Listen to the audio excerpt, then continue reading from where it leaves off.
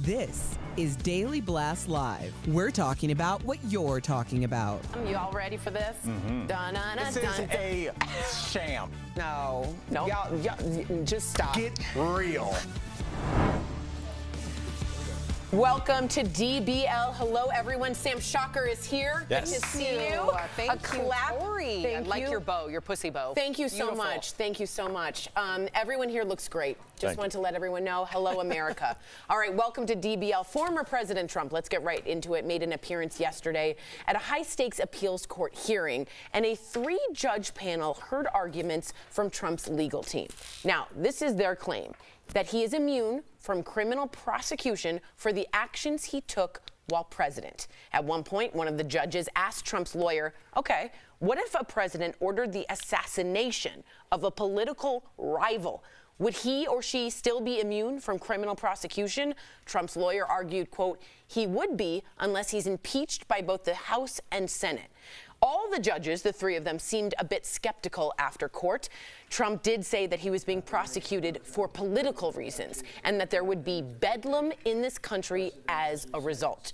So DBL Nation, we know we want to get you used to voting. Here's your chance. We want to hear from you. Should presidents be immune, completely immune, from any criminal prosecution of things that they did while being a sitting president? Go to dblvote.com to weigh in. Sam, I believe you have some extra info here. I do. Okay, so let's talk about Judge Karen Henderson, who is a Bush appointee, and she said this at the D.C. Circuit Court. She said, quote, I think it is paradoxical to say that his constitutional duty to take care of the laws be faithfully executed allows him to violate criminal law.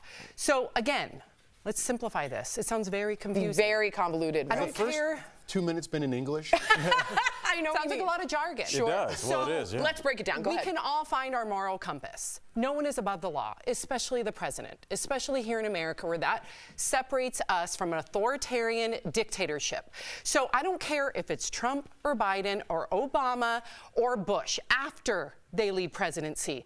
You're not above the law. If you do something that's illegal, you gotta be charged criminally. Point blank. Period. Okay, we heard Sam, but let's hear from Nixon, who, when asked about this, he said, quote, well, when the president does it, that means it's not illegal. Al?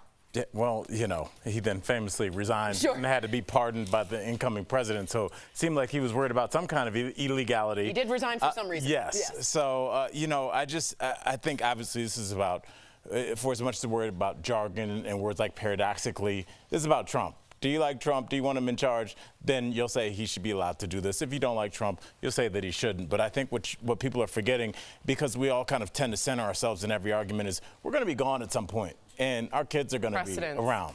And do you want them living in a future where a person that is yet to be born can be given absolute power, where they could send SEAL Team 6 to go, SEAL Team 16 at that point, to go kill their political opponents? Right there, you have a banana republic. You have a dictatorship. You have a legitimate situation in which, you know, who would run against this person if you could be killed? Who would stand up if you're in office against this person if you could be killed, and it would be legal unless Congress and the Senate get involved? And would they get involved? Would you go after this person as a senator? We've seen how those people will sit down immediately and fall in line. So I don't trust people. I don't trust a person to be in charge of everything, because I can't really remember a situation in the course of human history that's worked. That's very true. I also think impeachment and trials are 2 very separate things that the Founding Fathers made clear. Jeff, do you think if this all goes down and they say, no, you can be criminally prosecuted, do you agree with Trump there'll be bedlam? I don't think there'll be bedlam. I don't think anyone knows what's happening. Right. I think this is just part of the circus that's beginning in 2024 because it's an election year. Right. I mean, Hunter Biden came to court this morning and kind of stomped off in the middle of it. Everyone's kind of making their own circus to pull the eyeballs onto them, right? I don't know what's happening in this instance, other than, are you blaming someone for trying to kill someone else? Yeah, you should be held accountable. Thank you. But then the lawyers get involved. You could be OJ and kill anybody you want, and you get off free if you have enough money to get off. So if you're the president, you could say, it's wartime, so what about that? What if I bomb someone? Am I going to be charged for murder, but it's wartime? There's all these stipulations and red tape, which they set up on purpose, just like your taxes. It makes you hard to understand, so you don't know what you're going. So they're just going to push whatever political agenda they want you to. This is to get Trump out of office. Oh, yay, I'm for it. This is to get Trump in office. office. Oh, yeah, I'm for it. Whatever side you're on, you're going to push. I don't know what the hell is happening, but it is. I agree with you completely. And I think Jeff speaks for probably 65% like 90% of the population. Just to be clear, I want everyone to understand discernment here. Trump likes things that are vague. He really relishes in them. They're sending bad people, those bad people, these people are good. There's no real details. So when he says there's a blanket of immunity for a president, of complete immunity, look for those vague terms to say, I don't think that's how the world actually works unless it's a dictatorship. That's like the plot of an Adam Sandler movie. Right. Like you have immunity for a weekend, like what would you do? Right. It's crazy. No, that's Die Hard. That's like diplomatic immunity. Oh, yeah. Oh, yeah. And but really quickly, I just want to say, if we have international Rickman, law, may he rest. right? If we have international law with the Geneva Convention, why don't we have something with oversight? And we do with Congress. But to the point of this entire interrogation, if you will, is it should be just so simple. Right. It really should. Right. But I think we've never seen this before. No president has ever claimed this. We've never had this before because we've never ended up in this situation. Let's see what the people had to say. Should presidents be immune from criminal prosecution? Holy mackerel. No? 94% of you say no. They shouldn't be immune, but that's a big majority. Good. Is mackerel still a thing, a term I can use? Yes. Okay.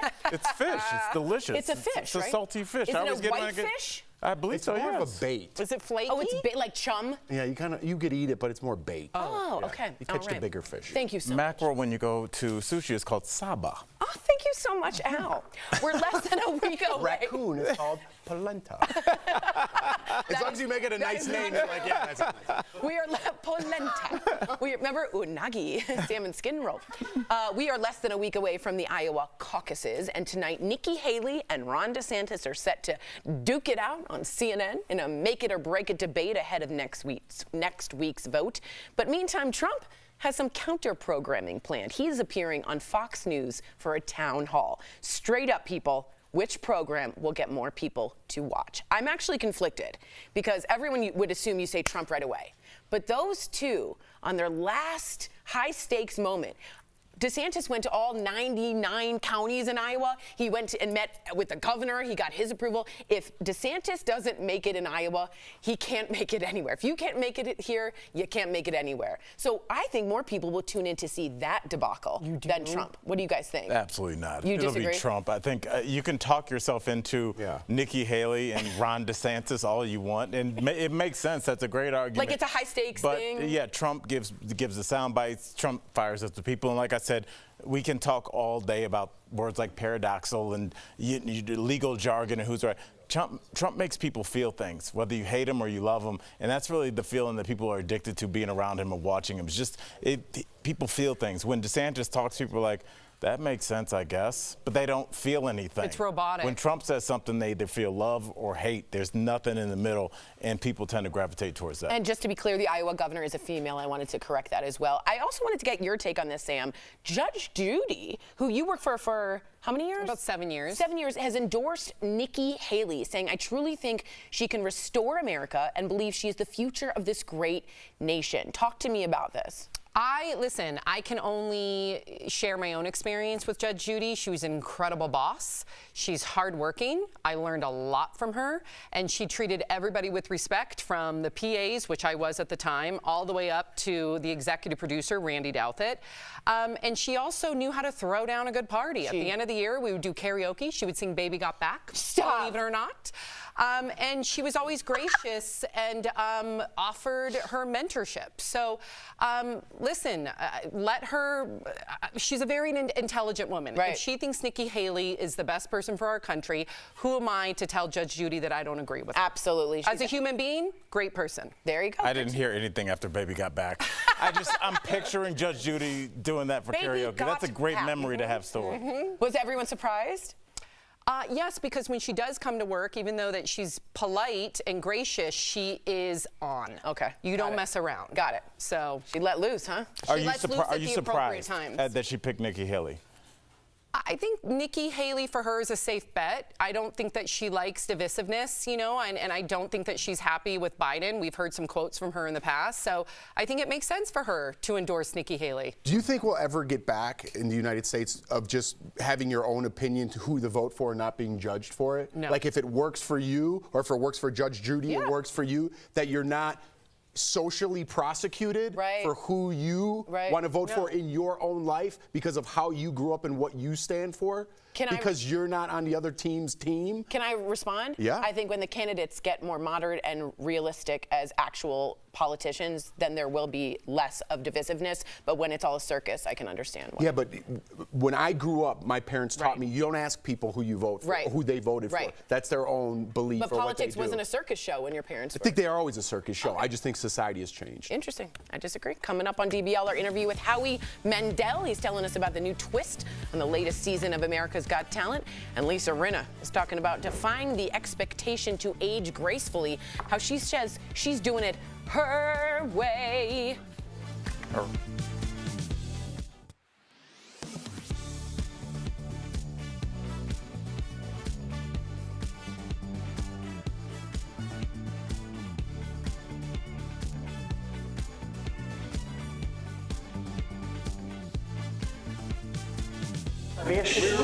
We're talking about mackerel. Chris says it's his favorite sushi. I'll even get it as the sashimi, Chris, because I don't even want the rice to cut it. It's got such a specific taste. I've never had mackerel. It's a more adventurous sushi. Yeah. Can you explain a little bit more? Is it bitter? Texture is a little rubbery. It's a little more like fish. Yeah, a little less. It's very fishy. Yeah, it's very fishy. Does it taste light or is it gamey? No, I think it's like like a salty. Sardine. Yeah, it's very salty. Oh.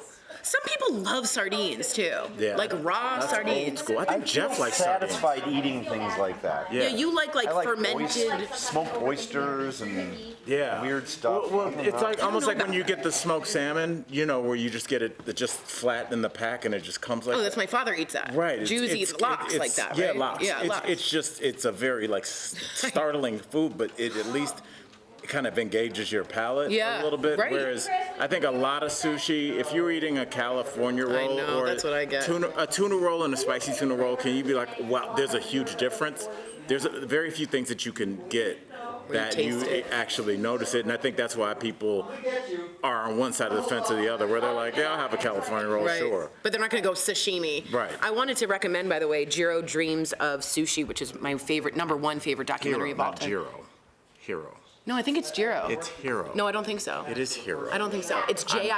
I know. It's not. I think it's Jiro. It's not Jiro. We're going to ask Jennifer. Jennifer? She's not here. Yes. Yeah, it's Jiro. I think it's Hero. Well, you're wrong. It's Hero. It's Jiro. I think it's Jiro. It's definitely not that. It's J-I-R-O. It's Hero. Jiro. It's Hero. No, Hero, the J is H in Spanish, but not in Japanese. It's Hero.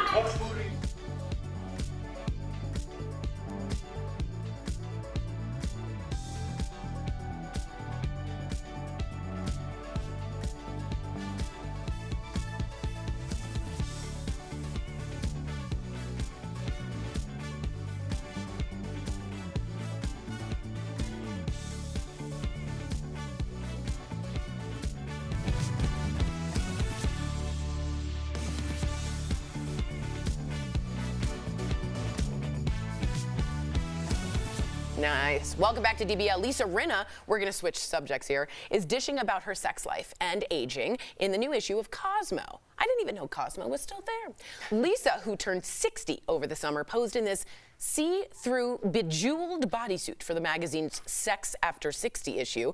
And in it, she revealed that since she and her husband, Harry Hamlin, have gotten older, their desire for sex has waned at times. But she said Harry's capabilities are still strong, which is lucky since he's 72. Lisa also added, quote, "There's this whole thing about aging gracefully, and I'm like, bleep it. I'm going to age disgracefully. I'm just going to fight it all the way because I want to do it my way." Thoughts about being all out there after 60, Sam? As a woman, nude, out there, being like, yeah, we still get it on. I think listen, I applaud her for talking very real when it comes to sex. Her and her husband have been together for a long time. And I'm glad that they've been together this long, because a lot of Hollywood couples don't make it that long. Right. Good point. And, you know, we've had other celebrities come on and say they have sex multiple times a day. So for her to be honest and say that their sex life is up and down is very realistic. Right. And I can relate to that. I think if a woman over 60 is going to be nude, I think I personally look at it as a case-by-case basis. Because I look at Lisa Rinna, if this wasn't her, I'd say, wow, she looks fantastic. Good for her. You go, girl. But then I see Lisa Rinna, and this is her life. This is me commenting on it. It's something I would not do. I see her on social media constantly taking nude selfies. And to me, it comes off very shallow with a lot of the captions she writes. You have every right to love your body, and I'm glad that she does. But with Lisa Rinna specifically, she tends to be more materialistic and shallow. And so when she posts those photos, to me, it comes off very self-serving. And like, look at me, look at me, look at me, look at me. And that's not me. All right, Jeff, you were sort of nodding. Go ahead. No. Okay, go ahead. Disagreeing. Okay, Al, go ahead. Yeah, no. I want to hear from Jeff. Whatever. I had something planned. I forgot. What you said was great, Sam. What do you think, Al? When we talk about people like Lisa Rinna, I think you've worked with her. I have. I was like looking at those photos. She and I had booked a talk show before this one. Me, Lisa Rinna, Scott Wolf, friend of the show, and Khalees, the singer. And I was just looking at those photos, like, how different would my life be with her as my co-host instead of you guys? I'm happy In a I'm good here. way? Yes. Bad way? No, I love y'all, and I'm happy I'm here. Shout out to Lisa Rinna. She's doing her thing, and I think when we think about society, Sam, you hit it on the head, and what I think you said was so beautiful. It's not for you, but I think there are people like Lisa Rinna. She's clearly an exhibitionist, and those people have to. Somebody's got to get on the tightrope with something on fire in their mouth and walk across the twin tower, whatever, and that makes us look. But you would never do that, and you would never do that. But those people exist in our society for a reason. So shout out to Lisa Rinna because she's doing stuff we wouldn't do. So I'm happy for her. And I think it's great that Sam wouldn't be with it. There you go. I might do that at 60. I see you more than Sam doing stuff like that. Yeah, You're very comfortable. Yeah, I'm I comfortable. think it's different, though. I just got to say this. I think it's different to be comfortable in your own skin and have some sort of a photo shoot. You're very proud of your body, which is something maybe I might do post 60. I don't know if I would. Then just, to me, when Lisa Rinna does it, it comes off narcissistic. I feel you. That is my opinion. Couple it with everything she's said in the past. Context. And it just doesn't come off as an empowering, I'm comfortable in my own skin moment. I appreciate that take. Coming up on DBL, America's Got Talent judge Howie Mandel is telling us all about the big twist on the show this season. Can't wait for that.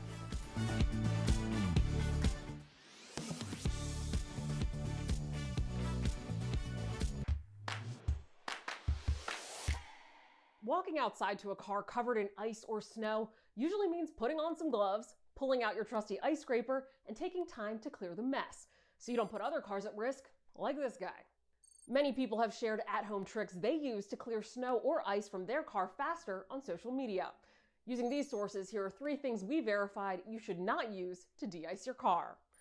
No-no number 1, using hot water or homemade solutions. Pouring hot water over snow or ice might seem like an efficient way to melt the mess away, but according to the Rochester Mazda car dealership, the sudden temperature change could crack your windshield. And as for those homemade solutions, like mixing water with ammonia or vinegar, a AAA spokesperson says using any chemical solution that is not manufactured for snow removal on cars could also create small cracks and craters in the windshield, making it unsafe to drive. And they could damage your car's paint too. Next up, using the wrong tools. 1A Auto, an auto repair company, says to never use a shovel to clear snow off your car because many shovels have a metal blade or other sharp edge that will scratch your car's paint. So, what about a broom? 1A Auto says if the bristles are stiffer than a regular snow brush, that can also damage the paint. And finally, using your windshield wipers. Anco Wipers, a blade manufacturer, says making your wipers do the heavy lifting could tear the blades, making them less effective. They also say you shouldn't snap the blades to get ice or snow off. If the spring is tight enough, it can cause the wiper to crack the glass in your windshield. So, now that you know what not to do yourself a favor and find your ice scraper or snow brush before a storm hits. And be kind to your wipers. Use your defrosters to melt ice away on your windshield. With your Verify, I'm Ariande Till.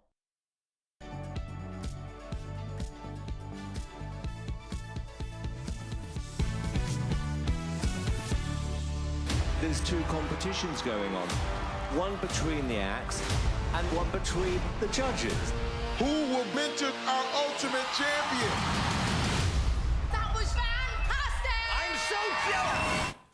Welcome back. America's Got Talent has a new twist this season. The judges are going head-to-head in an AGT fantasy league. And earlier, we spoke to Howie Mandel before the second episode aired, and his team is off to a hot start. So check out what he had to say about his favorite season of America's Got Talent. Please welcome back to DBL. We love him, Howie Mandel. I love you too. Let's talk about America's Got Talent's Fantasy League. All right, now there are 10 acts on your team. 4 competed in the first episode, and fans voted all of them through to continue to compete for you. So I have a big ego, but how big is your ego going into the second episode knowing you're killing it with your teams? So huge, and I just get more and more competitive. I want to crush Heidi. I want to crush Mel B, and I want to crush Simon. I want it so bad. I'm having so much more fun on this show than the regular AGT, because rather than just sitting back and going, that was a nice dance, I get to mentor. I could steal if I want to. I get to, and I want to win. I want to win so badly, you have no idea. I can tell. Howie's a little villain. A little competitive one, huh? Howie, darling, we heard that after the first episode, you are being called the bad cop instead of my fellow Brit Simon. So how do you feel about it? Clearly loving it by that last reaction. Here's the thing. It's 5 acts to go through. I thought what I watched is very good, but I don't know if it's great. What? That's wrong. Well, the good thing is, it's the audience that is voting. You know, it's not him. So please, audience, vote. You have to. Exactly. I don't mind. The bad cop happens to be winning at the moment, so I will take the good with the bad cop. I don't think I'm a bad cop. Listen, everybody on that show on AGT Fantasy League, it's not like the regular AGT. There are no losers. These are all people with careers, all people who have their shows in Vegas and all over the all over the world. They have won in their countries. They have come really close to winning. Everybody is great. So if I can figure out a strategy on how to get them on my team, how to make my teammates better at whatever cost, I'm having fun playing this game. Don't miss 8 o'clock NBC, and that is AGT Fantasy League next night on Peacock. Nice. He knows He his sure stuff, knows how doesn't to, he? So Howie, always great having you on DBL. Congratulations to our viewers. You can watch America's Got Talent Fantasy League Mondays on NBC and the next day on Peacock. I know, and let's talk about your podcast, because you guys, you can watch or listen to his podcast with his daughter. Howie Mandel Does Stuff podcast. You see, Howie, we follow everything you do. We're on it, brother. We are on it. Love you. Amazing. Mazel. Come back soon. Good luck, buddy. Good to see you.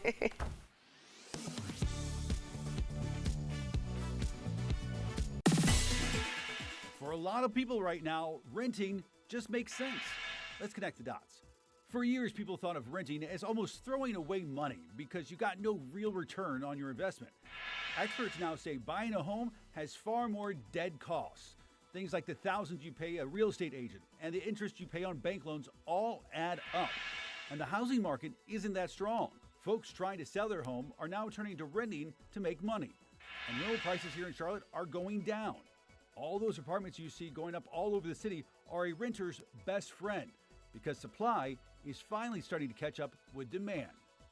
And that is connecting the dots. As flu cases and hospitalizations surge, doctors are urging people to get vaccinated. One question people are searching right now: can you get the flu shot when you're sick? Let's verify.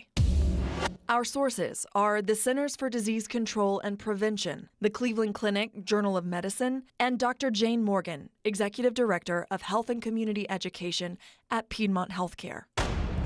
The answer to that is it depends. If you have a mild illness, mild cold symptoms, then you probably can move forward and get your flu vaccine. According to the Cleveland Clinic Journal of Medicine, this year's shot is very effective at protecting against this season's flu strains. So if you're up and moving around, the shot is a good idea.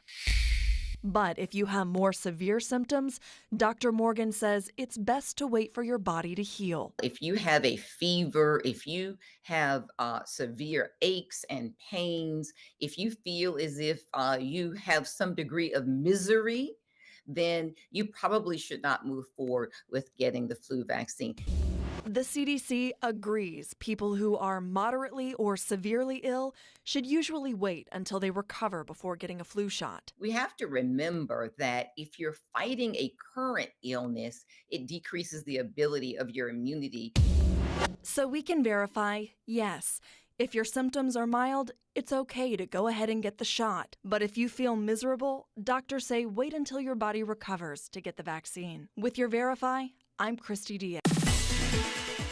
It's getting a lot harder for streaming services to hold on to customers. Let's connect the dots. A new report shows more people are dropping their streaming services than ever before. About a quarter of Americans say they've canceled at least 3 of them in the past 2 years. The biggest complaint from customers? The streamers are getting too expensive. Folks say it's starting to feel like they're paying for cable all over again.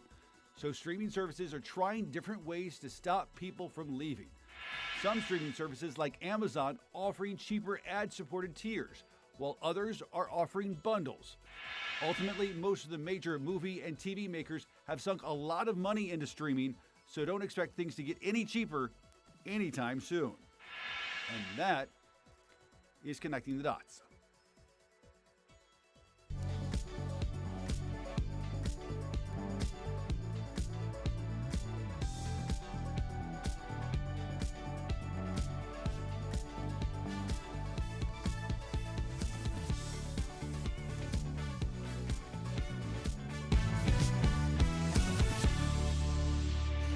Welcome back. Your job can be the cause of joint pain if you sit or you stand for hours at a time. Try these tips for a less painful workday. It's time for some joint and muscle support brought to you by Omega XL. First, alternate sitting and standing when possible. Try to take a break and stand up every 30 minutes or so. And next, working in heels puts extra stress on your knees, so swap them out for flats. Lastly, finding the right chair is key. Chairs with lumbar support and headrests can reduce back, neck, and shoulder strain. Omega XL has improved the lives of millions of consumers, supported by 30 years of clinical research. Omega XL's powerful and proven benefits have transformed the lives of athletes, celebrities, and dedicated daily users. So call 1-800-814-6985 or visit OmegaXL.com for more information. This is about Lisa Rinna. Megan says, how much photoshopping and filters are on there to take the wrinkles out? Be real or don't do it. And then Gigi says, if Harry's still with her, still loves her, what's the problem? That's it. I think everybody finds their partner, and some people from afar are like, how do they make sense on paper? I'm sure people have said that about both of you, but it works. It just works, and it looks like it has for them. So be happy. Be happy. That's all we need. I feel like I yelled it at him. Happy. Be happy.